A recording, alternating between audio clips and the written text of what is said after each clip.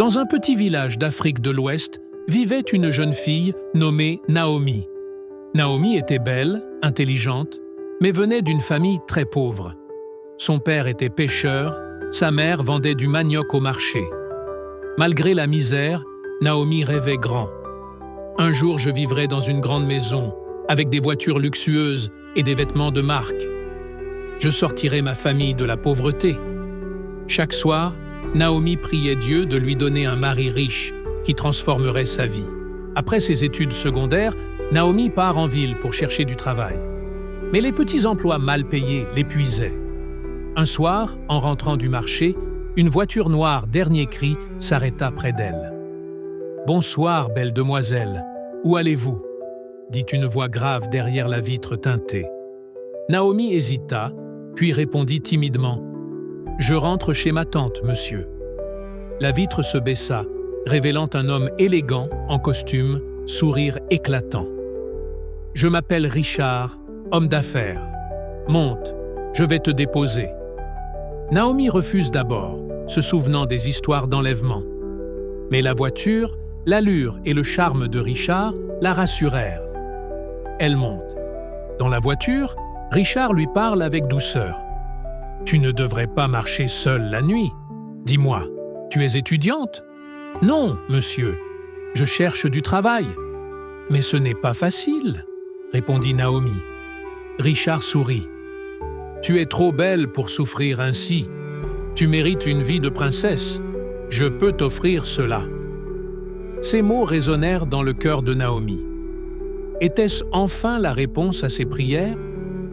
Les jours suivants, Richard lassé à découvert téléphone de cadeaux, bijoux, vêtements, dernier cri. Un soir, il l'invita dans un restaurant. « Naomi, je t'aime. Je veux que tu sois ma femme. Oublie la pauvreté. Avec moi, tu ne manqueras de rien. » Naomi, émerveilleuse, accepte sans réfléchir.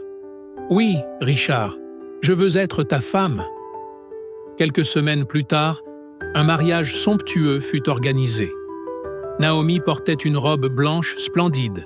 Sa famille pleurait de joie. Tout le village l'enviait.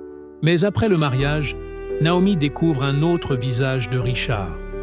Chaque nuit, il disparaissait mystérieusement, parfois jusqu'à l'aube.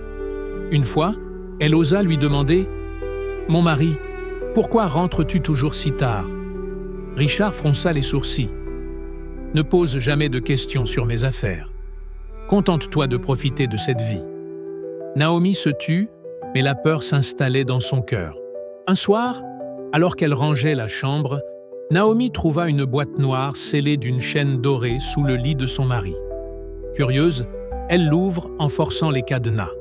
À l'intérieur, des colliers étranges, des tachés de sang séché et des photos de jeunes femmes qu'elle ne connaisse pas. Son cœur s'arrête. Mon Dieu, qu'est-ce que c'est? Au même moment, Richard entre dans la chambre.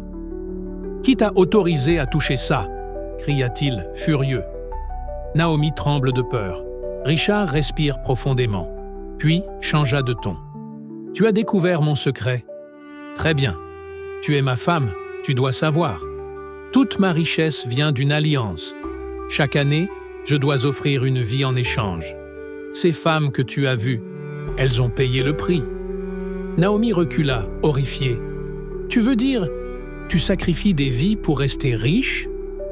Richard s'approche, posant sa main glacée sur son épaule. « Naomi, cette année, c'est à ton tour. » Naomi poussa un cri et s'échappa de la chambre en courant. Elle prend ses affaires à la hâte et sortit de la maison. Sous la pluie battante, elle erra dans les rues de la ville, terrifiée. « Que faire? Où aller ?» pensa-t-elle. Soudain, elle entendit une voix derrière elle. « Ma fille, arrête-toi !» C'était un vieil homme vêtu d'une soutane blanche, une Bible à la main. « Je sais ce que tu as vu. Ton mari appartient aux ténèbres, mais il n'est pas trop tard pour toi. Viens à Jésus et tu seras délivré. » Naomi, en larmes, tomba à genoux. « Seigneur, sauve-moi !» cria-t-elle. Le vieil homme pria pour elle toute la nuit. Naomi sentit une lourdeur quitter son corps. Le lendemain matin, elle retourna dans la maison de Richard pour récupérer ses papiers.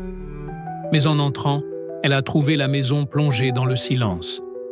Dans la chambre, Richard gisait sans vie sur le lit. À côté de lui, la même boîte noire, ouverte. Naomi comprit. Son temps de sacrifice était arrivé, et les esprits ont pris sa vie. Naomi retourne au village, humiliée mais en vie. Elle raconte toute son histoire à ses parents. Peu à peu, elle a trouvé la paix dans la prière et recommande une vie simple mais honnête. Elle témoignera dans son église. Frères et sœurs, méfiez-vous des richesses faciles. Tout ce qui brille n'est pas or. J'ai failli perdre ma vie à cause de mon désir de luxe. La morale de l'histoire, n'enviez pas les richesses rapides. Certaines opportunités cachent la mort. Cherchez d'abord Dieu et il vous bénira au bon moment.